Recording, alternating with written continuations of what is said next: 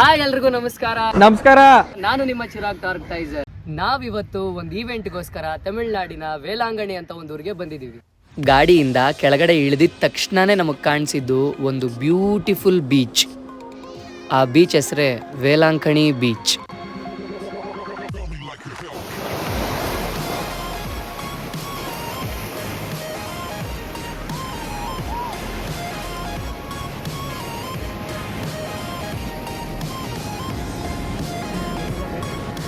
ಕಡಲಲೆಗಳ ಭೋರ್ಗರೆತದ ಸದ್ದು ನೀಡುತ್ತಿತ್ತು ನನ್ನ ಮನಸ್ಸಿಗೆ ಹಿತವಾದ ಮದ್ದು. ನೆನೆಯಲಿಲ್ಲ ಆ ನೀರಿನಲ್ಲಿ ನಾನು ಅಂದು, ನೆನೆಯಬೇಕಿತ್ತು ಎಂದೆನಿಸುತ್ತಿದೆ ಇಂದು.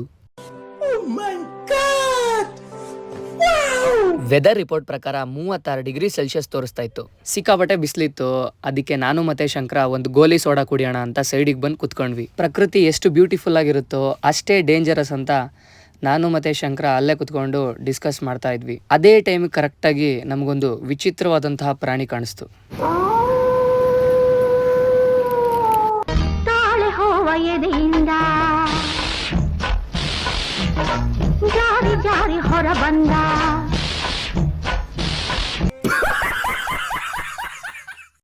ಬೆಂಗಳೂರಿನಿಂದ 438 ಕಿಲೋಮೀಟರ್ ದೂರದಲ್ಲಿರೋ ಈ ಬೀಚು ಬೇ ಆಫ್ ಬೆಂಗಾಲ್ ಅಂದರೆ ಬಂಗಾಳ ಕೊಲ್ಲಿ ಸಮುದ್ರಕ್ಕೆ ಸೇರ್ಕೊಳ್ಳುತ್ತೆ. ನಮ್ಮ ಇಡೀ ಭಾರತದಲ್ಲೇ ಮೊದಲನೇ ಸಲ ಸುನಾಮಿ ಆಗಿದ್ದ ಪ್ರದೇಶ ಇದು. ಅತಿ ಹೆಚ್ಚು ವಿಸಿಟರ್ಸ್ಗಳು ಮತ್ತು ಔಟರ್ಸ್ಗಳು ಈ ಬೀಚ್ಗೆ ಬರೋ ಕಾರಣದಿಂದ ಬೀಚ್ನ ಸುತ್ತಮುತ್ತ ಕಸ ಕಡ್ಡಿ ಗಲೀಜ್ಗಳನ್ನೆಲ್ಲ ಹಾಕಿ ಬೆಬ್ಬರಿಸ್ಬಿಟ್ಟು ಹೋಗ್ಬಿಟ್ಟಿದ್ದಾರೆ. ಏನು ಪ್ಯಾಡ್ ತರ ನೋಡ್ತಾ ಇದೀಯಾ? ಸರ್, ಈ ಬೀಚ್ ಬಗ್ಗೆ ಏನು ಹೇಳಕ್ ಇಷ್ಟಪಡ್ತೀರಾ ನೀವು? ಹೋಗಲ್ಲ. ಓಕೆ, ಥ್ಯಾಂಕ್ ಯು, ಬಾಯ್ ಬಾಯ್. ಹಾಗೆ ಒಂಟೇನ್ ಮಾತಾಡಿಸ್ಕೊಂಡು ರೂಮ್ ಬುಕ್ ಆಗಿದೆ ಬನ್ನಿ ಅಂತ ಫೋನ್ ಬಂತು. ನಾನು ಶಂಕರ ಸೀದಾ ರೂಮ್ಗೆ ಹೊರಟ್ವಿ. 9 ಅವರ್ಸಿಂದ ಜರ್ನಿ ಮಾಡಿ ಸುಸ್ತಾಗ್ಬಿಟ್ಟಿತ್ತು. ಬಟ್ ಹೋಗಿ ರೆಸ್ಟ್ ಮಾಡೋಣ ಅಂತ ನಾನು ಶಂಕರ ಅಂದ್ಕೊಂಡ್ವಿ. ಬಟ್ ಬೆಡ್ ನೋಡಿದ್ಮೇಲೆ ಯಾಕೋ ರೆಸ್ಟ್ ಮಾಡೋಕ್ಕೆ ಮನ್ಸು ಬರಲಿಲ್ಲ. ಪ್ರಾಕ್ಟೀಸ್ ಶೂರ್ ಹಚ್ಕೊಂಡ್ವಿ.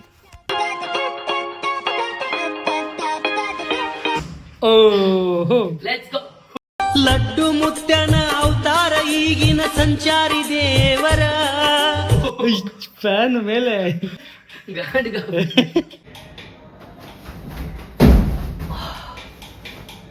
ನಾನು ಮತ್ತೆ ಶಂಕರ ಪ್ರಾಕ್ಟೀಸ್ ಮುಗಿಸಿ ಫ್ರೆಶ್ ಅಪ್ ಆದ್ವಿ.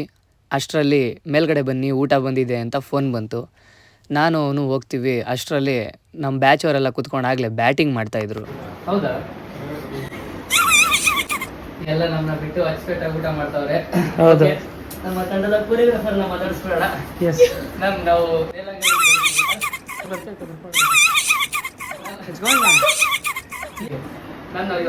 ನಾವಿವತ್ತು ವೇಲಾಂಗಣಿ ಹೆಣ್ಮಗು ಏನ್ ಅನ್ನಿಸ್ತಾ ಇದೆ ನಿಮ್ಗೆ? ಏನ್ ಅನ್ನಿಸ್ತಾ ಇದೆ ಫೀಲಿಂಗ್?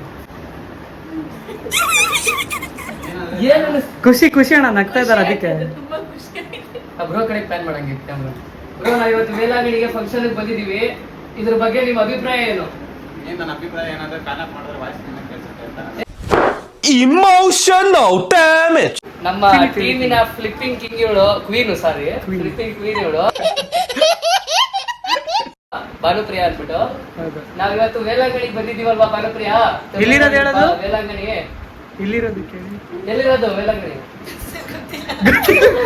ನನಗೂ ಗೊತ್ತಿಲ್ಲ. ತಮಿಳ್ನಾಡು ಅನ್ನೋದು ಗೊತ್ತಿಲ್ಲ ನನಗಂತೂ ಈ ಜೀವನವೇ ಬೇಸರವಾಗಿ ಹೋಗ್ಬಿಟ್ಟಿದೆ. ಒಂದು ನಿಮಿಷ, ಇಲ್ಲಿ ನಮ್ಮ ದುಹಿತಾ ಅವರಿದ್ದಾರೆ. International book of record holder ಇವಳು ದುಹಿತಾ ಅಂದ್ಬಿಟ್ಟು. ದುಹಿತಾ, ನಾವಿವತ್ತು ಫಂಕ್ಷನ್ ಬಂದಿದೀವಲ್ವಾ, ಇದ್ರ ಬಗ್ಗೆ ನಿನ್ನ ಅಭಿಪ್ರಾಯ ಏನು? ಏನ್ ಅನ್ನಿಸ್ತಾ ಐತೆ ನಿನಗೆ? ಕ್ಯಾಮ್ರಾ ನೋಡ್ಕೊಂಡು ಹೇಳ್ ದುಹಿತಾ. ಮೊಟ್ಟೆ ಒಂದು ಮೊಟ್ಟೆಯ ಕತೆ ಆಗೋಯ್ತಿದ್ದು.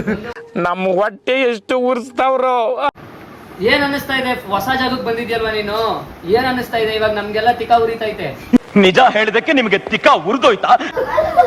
ಬಕೀಟ್ ಅಲ್ಲ ಸಂತೋಷ. ಇವತ್ತಿನ ಶೋ ಬಗ್ಗೆ, ಇವತ್ತಿನ ಇವೆಂಟ್ ಬಗ್ಗೆ ನಮ್ ಲೇಖನ ಅವ್ರೇನ್ ಹೇಳ್ತಾರೆ ಅಂತ ತಿಳ್ಕೊಳ್ಳೋಣ. ಹುಷಾರಿಲ್ಲ ಅಂದ್ರೂ ಎನರ್ಜಿ ಕೊಟ್ಟು ಎಕ್ಸ್ಪ್ರೆಷನ್ ಕೊಟ್ಟು ಕ್ಲೀನ್ ಆಗಿ ಮಾಡಬೇಕು. ಮತ್ತೆ ಇದೊಂದು ಹೆಸರು ಮಾಡಬೇಕು AMDS ಅಂತ. ಈ ನಿನ್ ಚುರುಕ್ ಬುದ್ಧಿನೇ ನನಗಿಷ್ಟ ಆಗೋದು. ಅದೇ ಕ್ವಶನ್ ಇನ್ನೊಂದು ಹುಡುಗಿ ನಿಖಿತಾ ಅಂತ ಒಬ್ಳಿದ್ದಾಳೆ, ಅವಳನ್ನ ಕೇಳ್ಬೇಕು. ರೀಲ್ಸ್ ರಾಣಿ ಅಂತಾನೆ ಫೇಮಸ್ ಆಗಿರೋದು ನಮ್ಮ ಟೀಮಿನಲ್ಲಿ. ಅವಳನ್ನ ಕೇಳೋಣ. ನಿಖಿತಾ ಅವ್ರೆ, ಇದ್ರ ಬಗ್ಗೆ ನಿಮ್ಮ ಅಭಿಪ್ರಾಯ ಹೇಳ್ತೀರಾ? ಆವತ್ತು ಇವರ ಮುಖದಲ್ಲಿ ಒಂದು ತೇಜಸ್ಸನ್ನು ನೋಡಿದೆ. ಏನನ್ನು ಸಾಧಿಸಿರೋ ಸಂತೋಷ. ಎನರ್ಜಿ ಕಟ್ ಮಾಡಬೇಕು, ಕೋಆರ್ಡಿನೇಷನ್ ಇರಬೇಕು, AMDS ಅನ್ನು ಹಿಸ್ಟ್ರಿ ಕ್ರಿಯೇಟ್ ಮಾಡಬೇಕು ಇಲ್ಲಿ ಅಷ್ಟೇ ಅಷ್ಟೇ. ನಮ್ಮ ಟೀಮಿನ 3 ಜನ ಸೈಲೆಂಟ್ ದೇವತೆಗಳು ಅಂತಾನೆ ಫೇಮಸ್ ಆಗಿರೋ ಇವ್ರಿಗೆ ಈ ಕ್ವಶನ್ ನ ಕೇಳ್ತಾ ಇದ್ದೀನಿ. ಕ್ಯಾಮ್ರಾ ಪ್ಯಾನ್ ಏನ್ ಹೇಳಕ್ ಇಷ್ಟಪಡ್ತೀರಮ್ಮ? ಟೀಮ್ ಸ್ಪಿರಿಟ್ ಇರಬೇಕು, ಡ್ಯಾನ್ಸ್ ಕ್ಲಾಸ್ ಹೆಸರು ಬರಬೇಕು AMDS ಅಂತ. ವೇಲಾಂಗಣಿಗೆ ಬಂದಿದ್ದೀವಿ ನಾವು. ಇವತ್ತಿನ ಈವೆಂಟ್ ಬಗ್ಗೆ ಅವ್ರ ಅಭಿಪ್ರಾಯ ಏನು ಅಂತ ತಿಳ್ಕೊಳ್ಳೋಣ. Ban to our boys. ಹೇಳ್ರಪ್ಪ ಹೇಳ್ರು. ಮನೋಜ್ ತುಂಬ ಖುಷಿ ಆಗುತ್ತೆ ಅಲ್ಲಿಂದ ಬೆಂಗಳೂರಿಂದ ಗಂಟ ಬರೋಕ್ಕೆ. ಎಲ್ಲ ಜೋಶ ಮಾಡಬೇಕು, ಎನರ್ಜಿ ಕೊಟ್ಟು ಮಾಡಬೇಕು. ನೋಡಕ್ಕಾಗ್ದೆ, ನಗಕ್ಕಾಗ್ದೆ, ಅಳಕ್ಕಾಗ್ದೆ, ಬಾಳಕ್ಕಾಗ್ದೆ, ಸಾಯಕ್ಕಾಗ್ದೆ, ಮರಿಯಕ್ಕಾಗ್ದೆ, ನನ್ ಬಾಳ್ಗಷ್ಟ್ ಬೆಂಕಿ ಹಾಕ.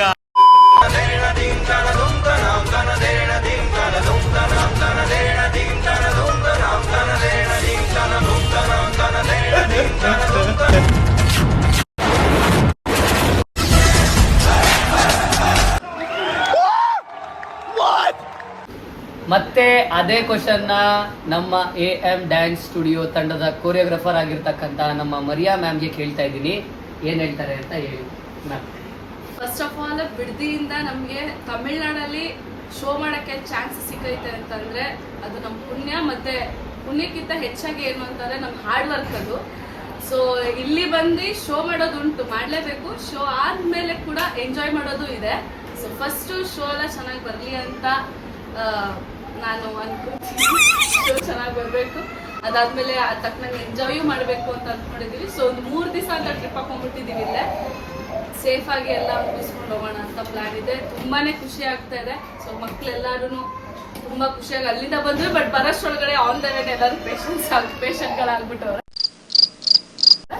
It's fine.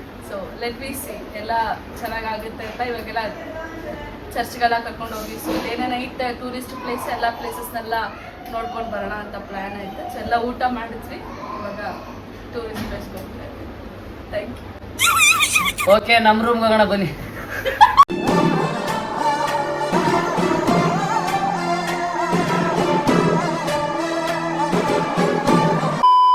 ನಮ್ಮ ಡ್ರೈವರ್ ಅಣ್ಣ ನಮ್ಮಿಬ್ಬರನ್ನು ಕಾಯ್ದು ವೆಯ್ಟ್ ಮಾಡಿ ನಿದ್ದೆ ತಡೆಯೋಕ್ಕಾಗದೆ ಸೆಟ್ಲ್ ಆಗ್ಬಿಟ್ಟಿದ್ರು.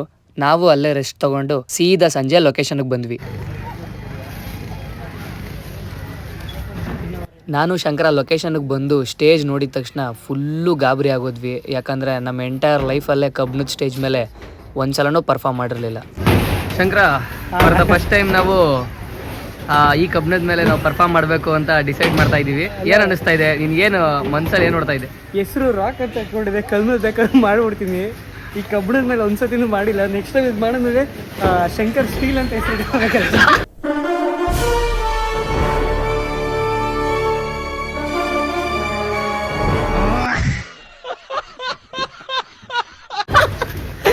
ಶಂಕರ್ ಸ್ಟೀಲ್.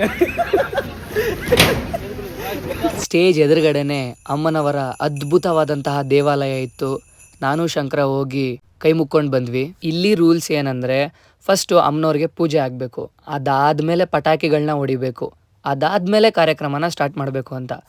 ಪಟಾಕಿಗಳು ಅಂದರೆ ಸುಮ್ಮನೆ ಅಲ್ಲ, 45 ನಿಮಿಷ ಕಂಟಿನ್ಯೂಸ್ ಆಗಿ ಹೊಡಿತಾರೆ. ಸುಮಾರು 10 ಲಕ್ಷ ಖರ್ಚು ಮಾಡಿ ಪಟಾಕಿಗಳನ್ನ ಹೊಡೆದಿದ್ದಾರೆ. ಅದರಲ್ಲಿ ನನಗಿಷ್ಟವಾಗಿರೋ ಕ್ಲಿಪ್ಸ್ಗಳನ್ನ ಮಾತ್ರ ಹಾಕಿದ್ದೀನಿ, ನೋಡಿ ಎಂಜಾಯ್ ಮಾಡಿ. Like a Hellcat.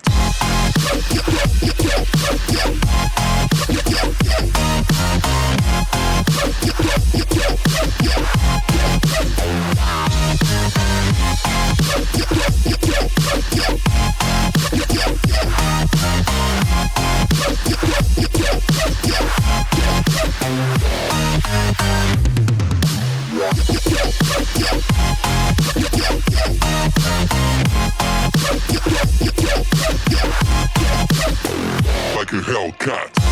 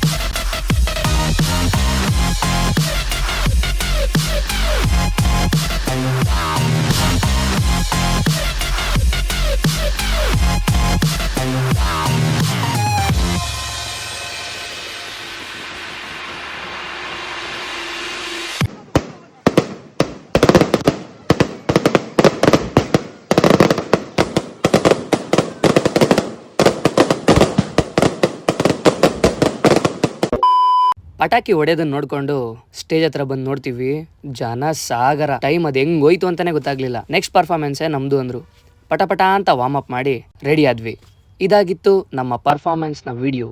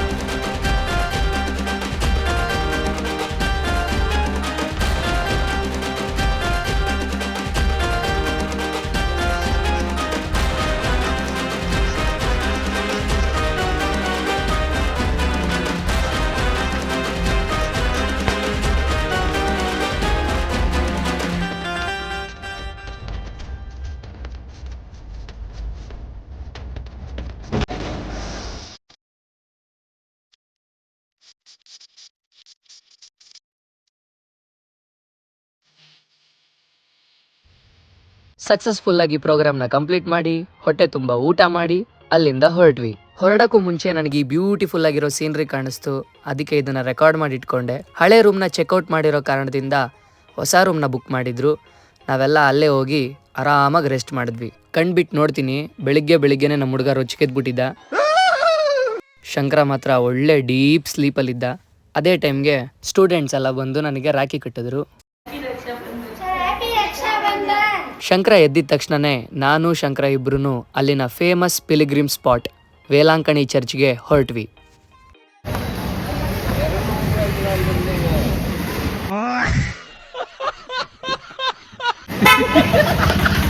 Hi sir, come inside the saloon. No come and make ಬಾಂಡ್ಲಿ. ನೋ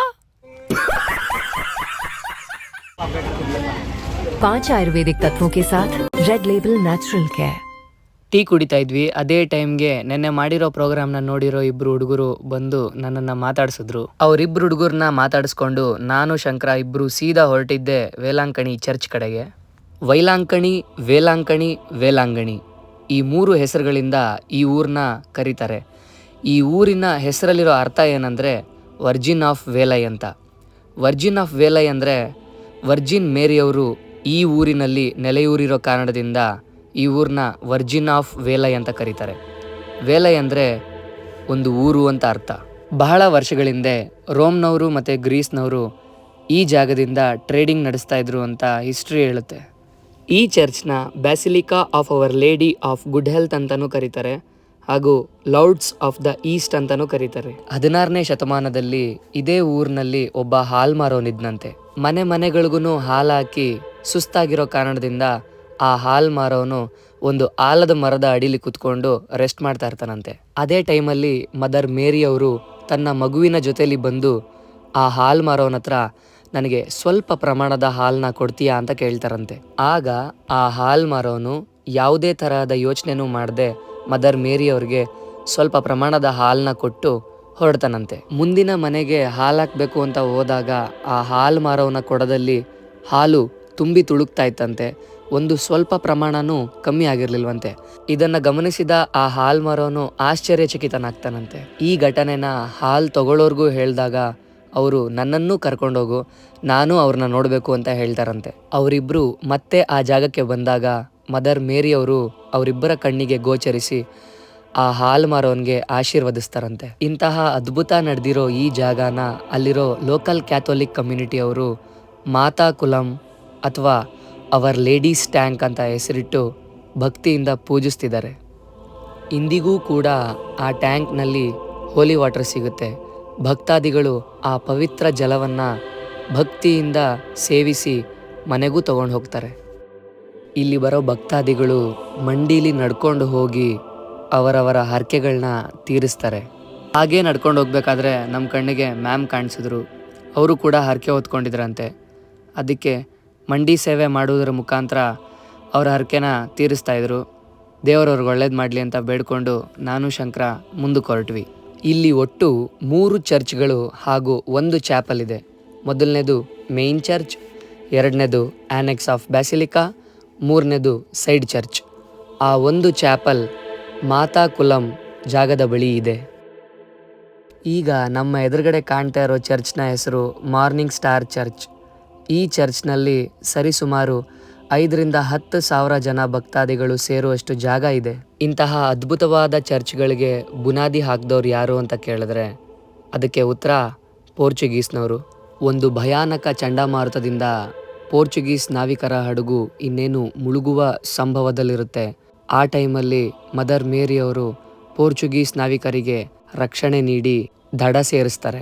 ದಡ ಸೇರಿದ ನಾವಿಕರು ಮದರ್ ಮೇರಿಯವರು ಮಾಡಿರೋ ಸಹಾಯಕ್ಕಾಗಿ ಅವರ ಹೆಸರಲ್ಲೇ ಒಂದು ಚಾಪಲ್ನ 17ನೇ ಶತಮಾನದಲ್ಲೇ ಕಟ್ತಾರೆ. ಪಾಪ್ ಜಾನ್ ಅವರು ಈ ಅದ್ಭುತವಾದಂಥ ಯೇಸುವಿನ ಮೂರ್ತಿನ 1962 ನವೆಂಬರ್ 3ರಲ್ಲಿ ಸ್ಥಾಪನೆ ಮಾಡ್ತಾರೆ. 6 ಮೀಟರ್ ಎತ್ತರ ಇರೋ ಈ ಯೇಸುವಿನ ಪ್ರತಿಮೆ tallest statue of Jesus in south India ಅಂತ ಹೆಸರಾಗಿದೆ. ಪ್ರತಿ ವರ್ಷ ಆಗಸ್ಟ್ 29ರಿಂದ ಸೆಪ್ಟೆಂಬರ್ 8ರವರೆಗೂ ಇಲ್ಲಿ ವೇಲಾಂಕಣಿ ಫೆಸ್ಟಿವಲ್ ನಡೆಯುತ್ತೆ. ಈ ಹಬ್ಬದ ಕೊನೆಯ ದಿನ ಅಂದರೆ ಸೆಪ್ಟೆಂಬರ್ 8 ಬಹಳ ಶ್ರೇಷ್ಠಕರವಾದಂತಹ ದಿನ. ಯಾಕಂದರೆ ಪೋರ್ಚುಗೀಸ್ರವರು ಮೊದಲನೇ ಚಾಪಲ್ ಕನ್ಸ್ಟ್ರಕ್ಟ್ ಮಾಡಿದ್ದು ಅದೇ ದಿನದಂದು. ಇದಿಷ್ಟು ವೇಲಾಂಕಣಿ ಚರ್ಚ್ ಬಗ್ಗೆ ನನಗೆ ಸಿಕ್ಕಿರುವಂತಹ ಮಾಹಿತಿ. ಚರ್ಚೆಲ್ಲ ನೋಡಿಕೊಂಡು ಹೊರಗಡೆ ಎಲ್ಲ ಸುತ್ತಾಡ್ಕೊಂಡು ನಾನು ಶಂಕರ ರೂಮಿಗೆ ಬರೋಷ್ಟರಲ್ಲಿ ತುಂಬ ಸುಸ್ತಾಗ್ಬಿಟ್ಟಿತ್ತು. ಬರೋಷ್ಟರಲ್ಲಿ ಎಲ್ಲರೂ ಸೇರಿಕೊಂಡು ಬಿರಿಯಾನಿ ರೆಡಿ ಮಾಡಿದರು. ನಾನು ಶಂಕರ ಸರಿಯಾಗಿ ಬ್ಯಾಟಿಂಗ್ ಮಾಡಿದ್ವಿ. ಬ್ಯಾಟಿಂಗ್ ಮಾಡಿ ಮುಗಿಸ್ತಾ ಇದ್ದಂಗೆ ನಾವೆಲ್ಲ ಸೀದಾ ಬೆಂಗಳೂರಿಗೆ ಹೊರಟ್ವಿ. ಸೊ ಇದಾಗಿತ್ತು ಇವತ್ತಿನ ವ್ಲಾಗ್. ನನ್ನ ಕಂಟೆಂಟ್ ನಿಮ್ಗೆ ಇಷ್ಟ ಆಗಿದ್ರೆ ಲೈಕ್ ಮಾಡಿ, ಶೇರ್ ಮಾಡಿ, ಸಬ್ಸ್ಕ್ರೈಬ್ ಮಾಡಿ ಅಂತ ಹೇಳ್ತಾ ಸಿಗೋಣ ಮುಂದಿನ ವಿಡಿಯೋದಲ್ಲಿ. ಅಲ್ಲಿವರೆಗೂ ಟೇಕ್ ಕೇರ್, ಬಾಯ್.